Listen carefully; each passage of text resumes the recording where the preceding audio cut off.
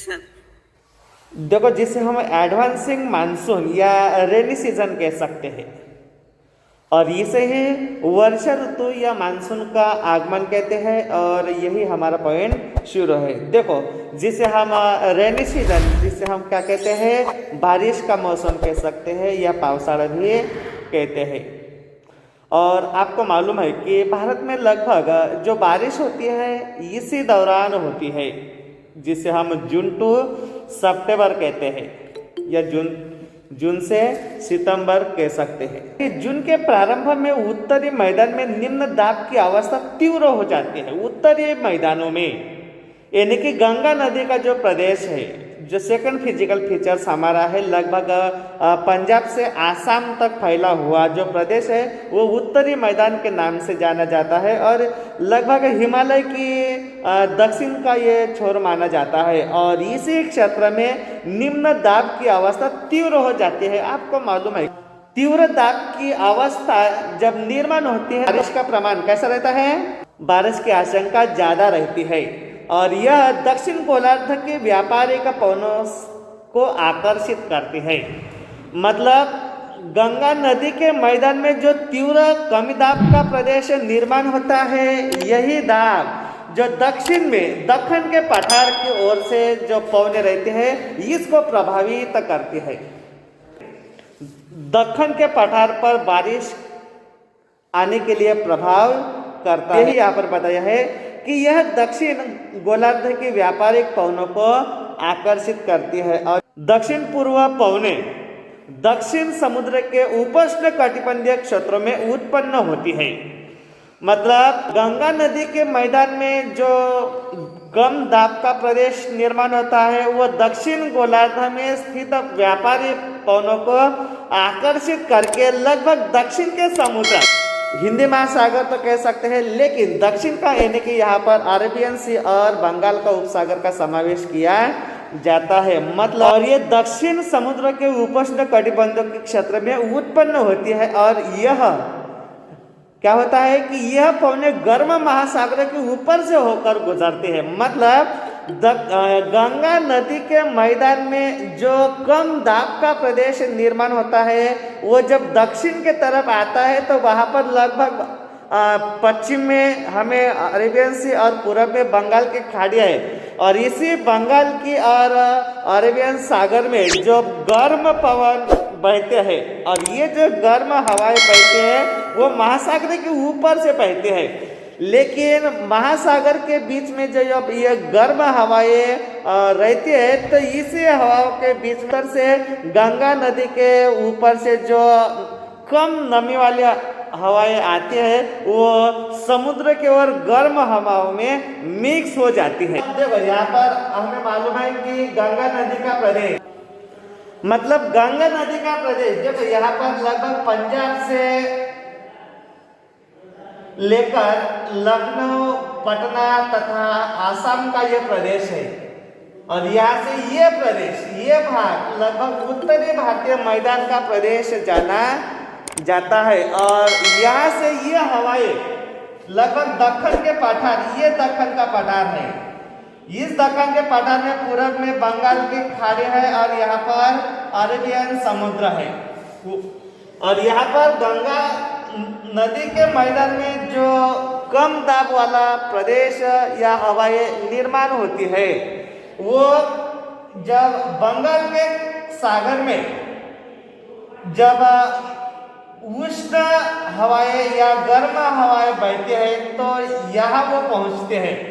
मतलब गर्म हवाओं में जब गंगा नदी की ओर से बहने वाले जो पवने हैं वो यहाँ पर पहुँचते हैं, तो यहाँ पर नमी का प्रदेश बन जाता है। और इसकी वजह से भारत में ये जब टर्न मारती है पूर्व घाटी से या इधर से पश्चिम घाटी से, तो भारत में बारिश होती। यहाँ पर बताया है कि गर्म महासागर के ऊपर से होकर गुजरते हैं, इसलिए ये अपने साथ इस महाद्वीप में बहुत अधिक मात्रा में नमी लाता है। मतलब गंगा नदी की ओर से लगभग हमें दक्षिण के पठार पर बारिश की संभावना निर्माण होती है और ये पवनें लगभग इतनी तीव्र होती है 30 किलोमीटर प्रति घंटे की औसत से ये चलती है। मतलब इतना स्पीड इन हवाओं को रहता है और इसी हवाओं के जरिए सुदूर उत्तर पूर्वी देखो यहाँ पर उत्तर और पूर्वी मतलब इस तरह से गंगा नदी का जो प्रदेश है, इस प्रदेश छोड़कर मानसूनी पवनें देश के शेष भागों में 1 महीने में पहुंच जाता है। आपको आकृति 4.4 में बताया जून महीने से पहले वीक से जब बारिश की आगमन होती है तो लगभग 1 महीने के दौरान 1 महीने का दौरान म्हणजे 1 जून थ्रू 30 जून तक लगभग उत्तरी भारत का मैदान के साथ साथ दक्षिण के भारत में भी यह पहुंचता है। आपको उस मैप में तिरुवनंतपुरम यह भारत का दक्षिण टोक वहां पर बताया है। वहां से लगभग 1 जून को बारिश की शुरुआत होती है। उसके बाद लगभग पूरब का पूरा भाग देखो और लगभग सिर्फ पाकिस्तान और जम्मू कश्मीर का प्रदेश अगर हमने छोड़ा तो लगभग भारत के सभी क्षेत्र में 1 महीने के अंदर बारिश होती है। लेकिन दक्षिण पश्चिम मानसून का भारत में अंतर्वाह यहाँ के मौसम को पूरी तरह से परिवर्तित कर देता है। मतलब दक्षिण और पश्चिम का जो मानसून है, दक्षिण और पश्चिम का मानसून यानी क्या है कि यहाँ पर गुजरात का जो प्रदेश है और ये पश्चिम का प्रदेश है और ये दक्षिण का प्रदेश है। मतलब यहाँ पर नैऋत्य मौसमी वारी जिसे हम कह सकते हैं और ये भारत के मौसम को पूरी तरह से परिवर्तित कर देता है। कैसे देखो यहाँ पर बताया है कि मौसम के प्रारंभ में पश्चिम घाट के पवनमुखी भागों में भारी वर्षा होती है। मतलब पश्चिम भागों में जिसे हम पश्चिम घाट कह सकते हैं। आपको मालूम है कि भारत के पूरब और पश्चिम में जिस तरह से समुद्र तट है, लेकिन समुद्र ये यहाँ पर इस तरह से, लेकिन यहाँ पर इस लगभग इस डायरेक्शन में हमें पश्चिमी घाट दिखाई देता है और इसी पश्चिम घाट का जो पश्चिम में लगभग सह्याद्री पर्वत है और यही सह्याद्री पर्वतों में बारिश का प्रमाण बहुत ही ज़्यादा रहता है। और आपको मालूम है कि अगर पश्चिम घाट में सह्याद्री पर्वतों के ऊपर अगर बारिश अरेबियन समुद्र से सह्याद्री पर्वत तक अगर बारिश होती है तो वहाँ की मतलब पश्चिम घाट के पूरब की साइड है वह बारिश का प्रमाण बहुत ही वहाँ पर कम रहता है, जिसे हम वात विन्मुख प्रदेश कह सकते हैं, पर्जन्य छाये का प्रदेश उसे हम कह सकते हैं। और यहाँ पर बताया है कि मौसम के प्रारंभ में पश्चिम घाट के पवनमुखी भागों में भारी वर्षा होती है और 50 सेंटीमीटर से अधिक यहाँ पर बारिश होती है। और इसके साथ साथ दक्कन का पठार एवं मध्य प्रदेश के कुछ भाग आपको आकृति 4.4 में लगभग हैदराबाद से लखनऊ तक जो प्रदेश दिखाई देता है, हैदराबाद से लखनऊ तक जो प्रदेश दिखाई देता है उसी रीजन्स में मतलब भारत के मध्य में बारिश का प्रमाण बहुत ही ज़्यादा हमें दिखाई देता है। और ये आकृति 4.4 में आपको बता दक्कन का पठार एवं मध्य प्रदेश के कुछ भाग ये जो भारी वर्षा होती है, यद्यपि यह क्षेत्र वृष्टि छाया क्षेत्र में आता है। मतलब हैदराबाद से लखनऊ तक ये जो भारत का मध्य भाग है, इस भाग में बहुत ही ज़्यादा बारिश होती है, इसलिए यहाँ पर वृष्टि छाया क्षेत्र कहा जाता है। और इस मौसम में लेकिन आपको मालूम है कि इसी वर्षा में बहुत बारिश, अगर भारत का रेनफॉल का अगर आप नक्शा देखते हैं आकृति 4.7 का या आकृति 4.7 में आपको बताया है कि किस तरह से इसी रीजन में बहुत ही कम बारिश होती है, इसलिए यहाँ पर वृष्टि छाया का क्षेत्र कहा गया है। और इस क्षेत्र की अधिकतर वर्षा देश के उत्तर पूर्वी भागों में होती है, उत्तर तथा पूर्वी जिसे हम ईशान्य दिशाएं कह सकते हैं।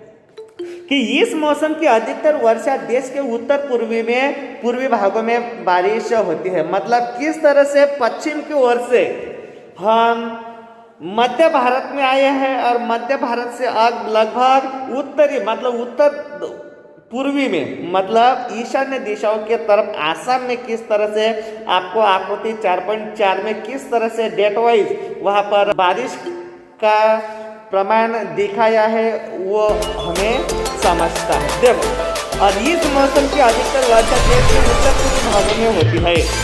खासी पहाड़ी के दक्षिण श्रृंखलाओं में स्थित इससे पहले हमने चैप्टर 2 में फिजिकल फीचर्स ऑफ इंडिया में खासी पहाड़ियाँ की इंफॉर्मेशन देखी है और वही खासी पहाड़ियाँ हमें यहाँ दिखाई देता है। और ये देखो, ये लगभग नैऋत्य यानी कि शिलांग का जो भाग है, ये शिलांग का भाग आपको आकृति 4.4 में शिलांग का है वो बताया है, वो देखो। और ये शिलांग लगभग खासी पहाड़ी में आते हैं। मतलब इसी खासी पहाड़ियों के दक्षिण में मासिनराम का प्रदेश है। मासिनराम आपको मालूम है? कोई बता सकता है मासिनराम कौन से राज्य में है? मासिनराम मेघालय में है।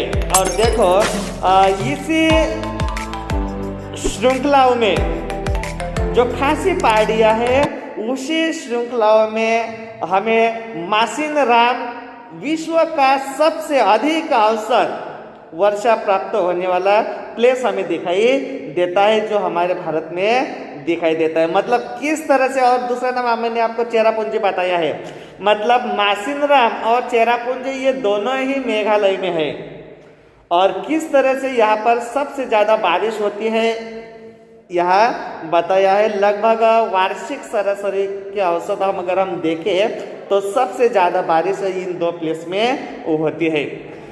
और इनके अलावा चेरापूंजी एक नेचुरल प्लेस जिसे टूरिज्म प्लेस भी कह सकते हैं, ये बहुत ही फेमस है। इनके अलावा गंगा की घाटी में पूर्व से पश्चिम की ओर वर्षा की मात्रा घट जाती है। मतलब क्या होता है, बाद में गंगा घाटी का जो पूर्व का भाग है, पूर्व से पश्चिम, मतलब पूर्व से पश्चिम तक, यानी क्या है कि लगभग पंजाब के राजस्थान की तरह जब बारिश पूरब की तरफ होती है तो पश्चिम की तरफ बारिश नहीं होती है, क्योंकि वो हवाओं का अगेंस्ट प्रदेश रहता है, जिसे हम पर्जन्य छाया का प्रदेश कहते हैं। मतलब जब यहाँ पर ये पर्वत अगर रहता है, क्लाउड अगर इसी दिशाओं में अगर रहते हैं तो यहाँ ज्यादा बारिश होती है। लेकिन इस डायरेक्शन में बारिश कुछ भी होती नहीं है। क्यों नहीं होती है? क्योंकि यह हवा का विरुद्ध प्रदेश है और इसे ही हम पर्जन्य छाया का प्रदेश कहते हैं। उसी तरह से गंगा के मेघालय में चेरापूंजी और मासिनराम का जो प्रदेश है, यहाँ बारिश होती है तो स्थित उसी वक्त गंगा नदी के पश्चिम के तरफ बारिश का प्रमाण बहुत ही कम हो जाता है, यानी कि राजस्थान की तरफ। किस तरह से, देखो यहाँ पर बताया है कि राजस्थान एवं गुजरात के कुछ भागों में बहुत ही कम वर्षा होती है। मतलब ये रीजन हमें यहाँ दिखाई दे। यहाँ की दिशाएं अगर क्लाउड का अगर प्रमाण इधर दिशाएं अगर ये रहती है तो बारिश अगर यहाँ से गिरती है तो इस भागों में बारिश नहीं होती, क्योंकि यहाँ तक जो ऊंचाई रहती है ऊंचाई तक ही क्लाउड जाते हैं और यहाँ बारिश गिरते हैं। लेकिन इस पर्वत या टेकड़ी के यहाँ इस डायरेक्शन में बारिश नहीं होती है। और यही सिचुएशन हमें यहाँ दिखाई देती है कि लगभग चेरापूंजी जो विश्व का सबसे बारिश होने वाला प्रदेश है, और दूसरी तरफ इसके अगेंस्ट पश्चिम में हमारा राजस्थान और गुजरात का कुछ प्रदेश है। हमें मालूम है कि मरुस्थलीय प्रदेश है और इसे ग्रेट इंडियन डेजर्ट भी कहा जाता है, क्योंकि यहाँ पर बारिश का प्रमाण बहुत ही कम है। नेक्स्ट पैराग्राफ देखो, मानसून से संबंधित एक अन्य परिघटना है। मतलब बारिश का प्रमाण पूरे भारत में फैल जाता है। लगभग एक साइड में अगर बारिश होती है तो दूसरे साइड में लगभग बारिश कुछ भी नहीं रहते हैं। ऐसी भी विशेषताएं हमें बारिश की अभी हमने देखी है। लेकिन एक और परिघटना हमारे मानसून के संबंधित है। कौन सी यहाँ पर बताया है, जिसे हम वर्षा में विराम कह सकते हैं।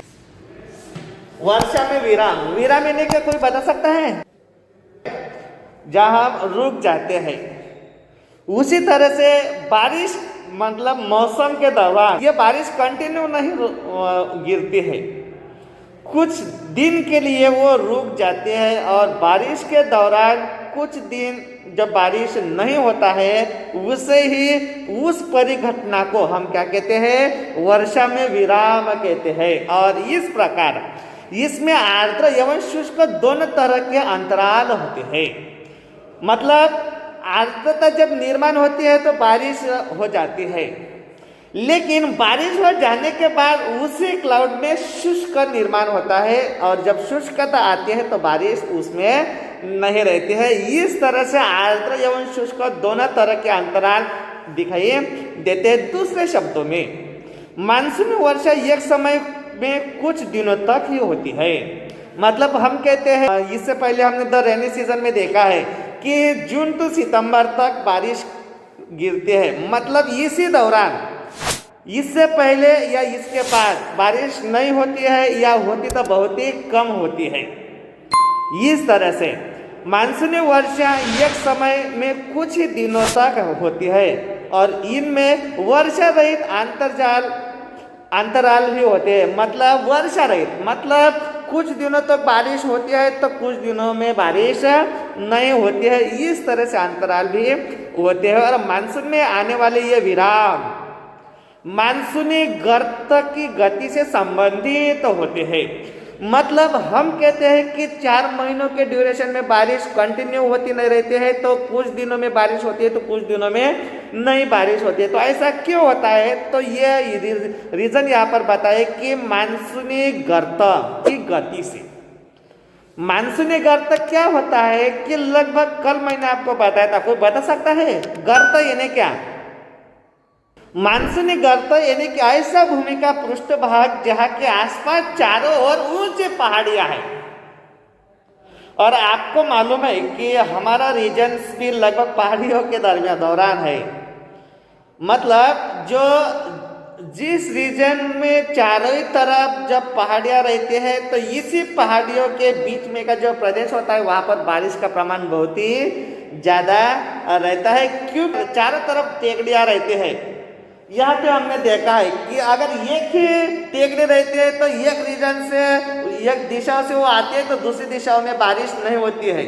लेकिन ये जो मानसूनी गर्त का प्रदेश रहता है, जो चारों तरफ उनके ये पर्वत रहते हैं, मतलब कौन सी भी दिशाओं में अगर हवाएं आते हैं तो बारिश का प्रमाण वहाँ पर ज़्यादा होता है। अब देखो यहाँ पर बताया है कि मानसून में आने वाले ये विराम मानसूनी गर्त की गति से संबंधित होता है। यानी कि विभिन्न कारणों से गर्त एवं इसका अक्ष उत्तर या दक्षिण की ओर खिंचकता है। मतलब चारों ओर ये पर्वत रहते हैं, इसलिए कहीं भी दिशाएं आई तो उत्तर से दक्षिण या दक्षिण से उत्तर तक ये फैलते हैं और बारिश हो जाती है, जिसके कारण वर्षा या स्थानिक वितरण सुनिश्चित होता है। और ये जो रीजन गर्त का रहता है, ये हर एक रीजन में नहीं रहता है, ये लोकल का रहता है, यानी कि स्थानिक का रहता है। और यही गर्त स्थानिक की वर्षा सुनिश्चित करता है। जब मानसून के गर्त का अक्ष मैदान के ऊपर होता है, तब इन भागों में वर्षा अच्छी होती है। देखो यहाँ पर ये उदाहरण लागू होता है कि एक डायरेक्शन में अगर बारिश होती है तो दूसरी ओर अक्ष हिमालय के वो समीप जाती है। हिमालय की नदियों के पर्वतीय जलग्रहण क्षेत्रों में विस्तृत वर्षा होती है, और इस भारी वर्षा के कारण मैदानी क्षेत्रों में विनाशकारी बाढ़ आती है एवं जान एवं माल की भारी क्षति होती है।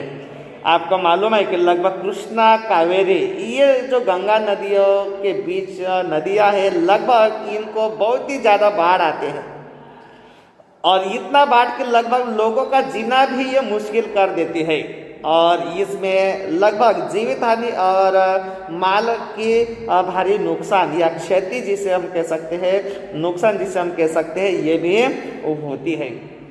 उष्णकटिबंधीय निम्न दाब की तीव्रता एवं आवृत्ति भी मानसून वर्षा की मात्रा एवं समय से निर्धारित होती है। मतलब जो उष्णकटिबंधीय दाब है, ये दाब की तीव्रता क्या है, यही तीव्रता मानसूनी वर्षा पर परिणाम करती है या निर्धारित करती है। कैसे, यहाँ पर बताया है कि यह निम्न दाब का क्षेत्र अगर बंगाल की खाड़ी के ऊपर बनता है, बंगाल के खाड़ी में मतलब यहाँ पर बंगाल की खाड़ी जो भारत का पूर्व भाग है, मतलब निम्न दाब का क्षेत्र अगर बंगाल की खाड़ी के ऊपर बनता है तथा मुख्य स्थलीय भाग को पार करता है, मतलब यहाँ से जो मुख्य भूमि है यहाँ को पार करके बंगाल के खाड़ी में अगर पहुँचता है तो यह गर्त निम्न दाब के मानसून गर्त के अक्ष के अनुसार होता है।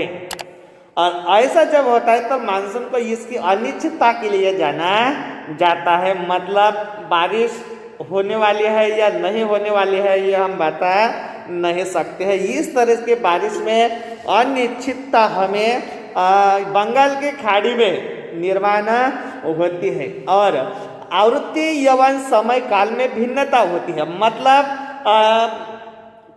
एक क्षेत्र में बारिश होती है तो उसी समय दूसरे क्षेत्र में शायद बारिश नहीं हो सकते। इस तरह की भिन्नता, फॉर एग्जाम्पल पूरब की ओर जून महीने में बारिश होती है तो लगभग पूरब पश्चिम के तरफ जून महीने में बारिश नहीं होती है। इस तरह से यहाँ पर भिन्नताएं दिखाई देती है और इसके कारण यदि एक भाग में बाढ़ आती है तो दूसरे भाग में सूखा पड़ता है। मतलब देखो किस तरह की बारिश की भिन्नताएं है।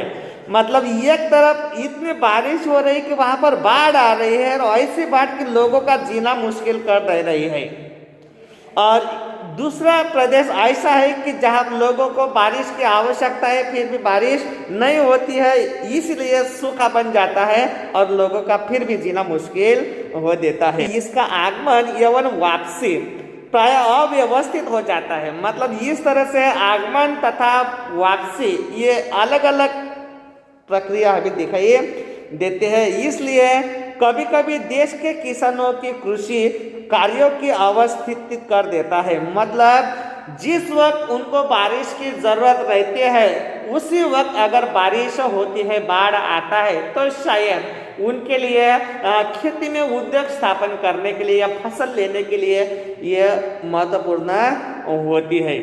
मतलब किस तरह से कृषि अवस्थित करना यानी कि स्थापित करना, यानी कि कभी कभी अगर देश में बारिश ऐसे आती है तो किसानों को बहुत ज़्यादा खेती में फसल लेने के लिए उपयोग होता है। फॉर एग्जांपल अभी रबी हंगाम शुरू चल रहा है, किसानों ने गेहूँ या अदर कुछ फसल लिए जा रहे हैं और इसके लिए अगर बारिश होती है तो उनके लिए ये अच्छा सा साबित करती है। इसी कार्य की अवस्थिति निर्माण होती है या हमें ये दिखता है।